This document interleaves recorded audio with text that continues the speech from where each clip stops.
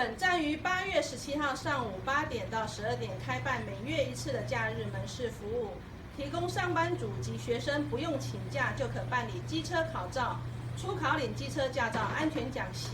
符合资格条件的职业小型车考照免费辅导，无照驾驶亲子班道安讲习，各项驾照相关等监理业务。暑假期间报考机车驾照的考生相当踊跃，假日门市一开放报名即呈现秒杀状态。目前8月17号的场次名额已经全数额满，提醒想利用假日门市报考机车驾照的乡亲，请提早上网预约报名。